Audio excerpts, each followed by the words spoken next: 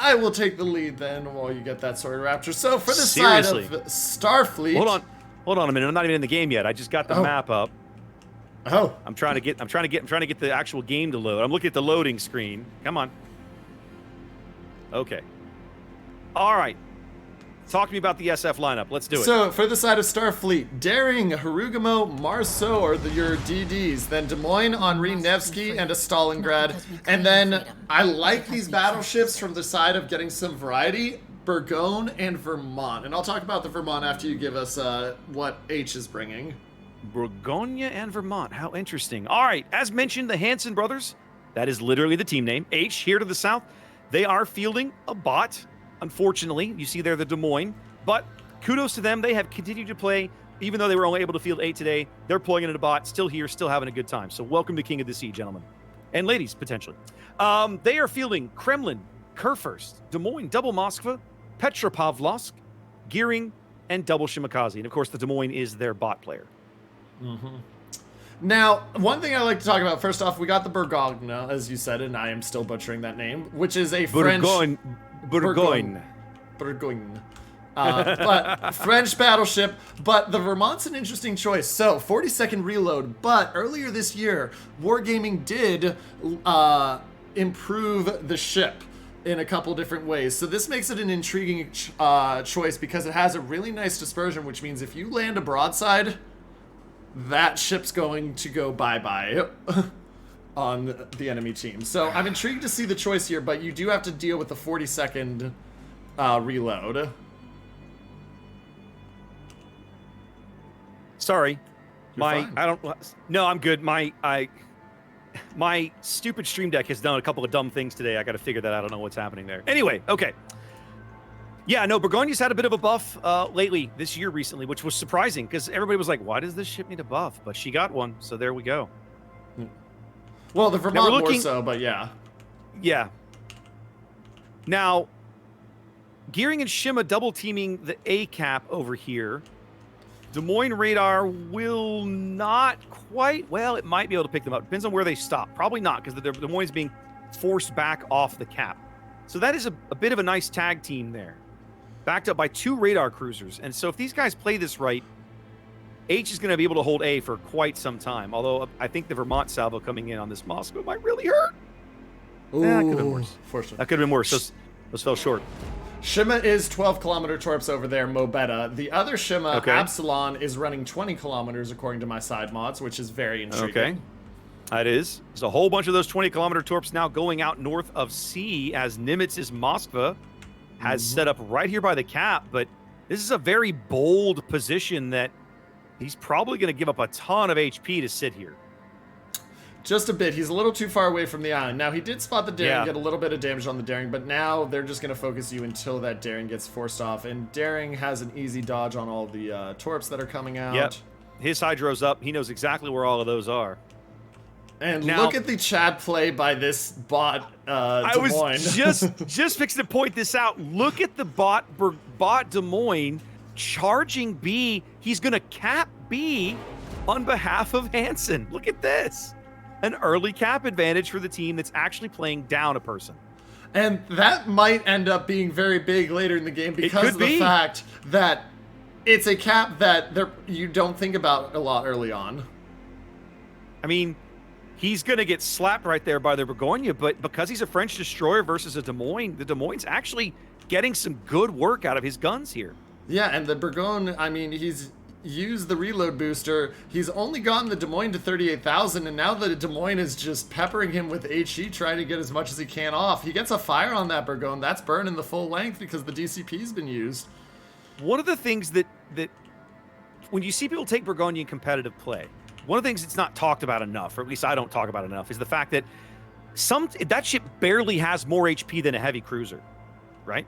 Yep. And so when you get into a gunfight with the wrong heavy cruiser, this might not necessarily be that case, but it certainly isn't helpful. You can sometimes lose gunfights to ships, down class from you simply on that alone. And the Gearing hit torps onto the Des Moines. And they do bag a kill on the Des Moines. Look at this torpedo soup going on the Vermont and the Marceau. Vermont's going to manage to dodge most of these. He's going to take one, I think. No, he's going to dodge that one even. Yeah. But looking back over to that Burgones, the Burgones tilting away, but he's down to 41,000 as the fire goes out, and the Des Moines is back up to 26,000. Yeah, I was gonna say it was still 8-on-8. Both teams were still 8 players apiece, but now Hansen losing one of their human players here as the Kurfürst drops to some torpedoes. And those were some really nice torpedoes by the Rugamo. I mean, Kurfürst just trying to play defense, but unfortunately takes the torps, can't dodge them, and that's going to make it very hard to continue to hold C. Shimikaze's recently launched torps as well, so he doesn't even have torps to drop on the Stalingrad as it pushes, and he's got to be careful that he doesn't get radared soon.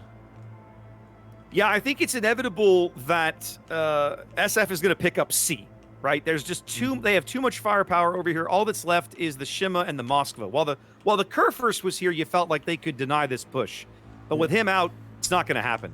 And all these conga line torps coming in from the Moskva is going to be very, very ugly because he's not even moving. They going to clear that island?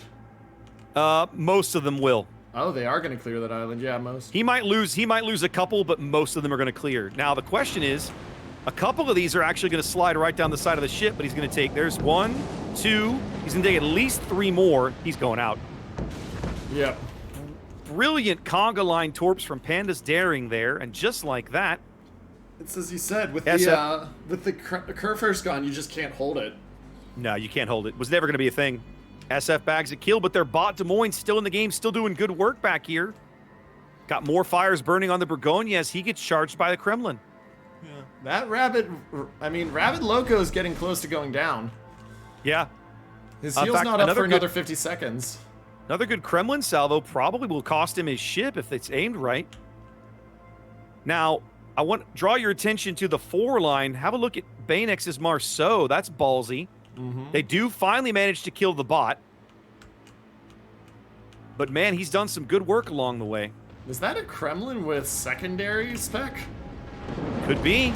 8 kilometers? Let's have a peek. No, he is not mounting secondary mod or skills Just of any kind. 8 kilometers seemed far for the Kremlin secondaries. Well, remember they standardized battleship secondaries, so now it's done by tier. That's so right. So like high tier ones are all like 7.5 or 8 or something, right?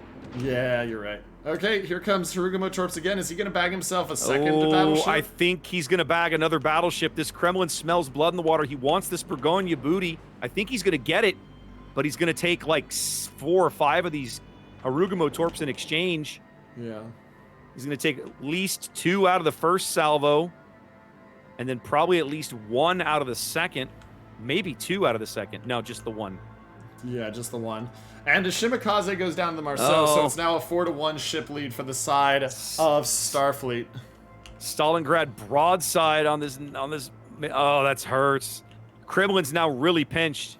If they'd been able to kill that Burgonia, I think things they would be doing better. But man, it looks. You started to get a little bit of hope for these guys, right? Well, you had the anvil forming because you had the Des Moines and Kremlin pushing up through B, and you had the GK that, if it stays alive, is going to lock those ships into place. GK going down means they're no longer locked into place and just absolutely... You lose one half of the hammer and the anvil and you're just done. Yep. Something you don't normally get to say, Harugamo Torps doing amazing work in this game, ladies and gentlemen. And this looks like it's going to be a solid win for SF. I don't see how they get back into this game now. I don't either. 5-1. I mean, you still have a cap, but your gearing's at 468. Your Moskva is burning down, and he'll get a heal off here, assuming this salvo from the Henri doesn't kill. But I mean, you look at where they are. It's all map position. Yeah. The Shima's been spotted. The Daring of Just a Panda is going on him. These guys, spotted. SF has a 200,000 hit point lead, ladies and gentlemen. Like, that's not something you recover from. There goes the gearing. Shima will go down shortly. There's a great saying: quantity has a quality all of its own, and 200,000 ship point lead is a little bit big. Wasn't that one of the American generals, like one of the European theater generals in World War II? I think it might be. I feel like that was. See, I just use that when I'm playing EU4, and I feel like going easy mode with Ottomans. Somehow, Magic Bob's Moskva still alive on 870 hit points, but I think this Henri salvo finally has his name on it. Let's see how he does. No heals left. Nope. It's all on one. Wow. Like Should a be right single there, shell. yeah. There we go. The Vermont finally bags him. And that just leaves Big High's Petro here to see what he can clean up on his way out the door. So it's going to be almost a clean sweep for these guys at SF. But I got to say, Hansen played really well. And I still have to say kudos to them for sticking it out. You know, we're in round 6. They've been playing all day, down a man. They're still here having a good time. They're going to play today. They're going to go home with some great participation prizes. And they might still make it into day 2 because you just don't have any idea. That's true. And I mean, they've played well. They had some really good strategies. It obviously hurts having a bot, but they played really well. Nothing to be ashamed of there. But we will see this Petro go down, ladies and gentlemen, which will mean that our winner is going to be the side of SF. GG, well played to both teams. I really did like how their initial deployment and setup went. I really liked where they were going. And I even though that Des Moines was a bot and a human player probably wouldn't have made that play, what I liked about it was they were like, you know what, screw it. We're going to drive this Kremlin up here and back this guy up. He's done us a solid. Let's go capitalize on it. And if I'm with you, you said it earlier, if the Kurfürst had lived, they would have had a nice pincer going. Unfortunately, the Harugamos torpedoes just too much for him, and that made a big difference.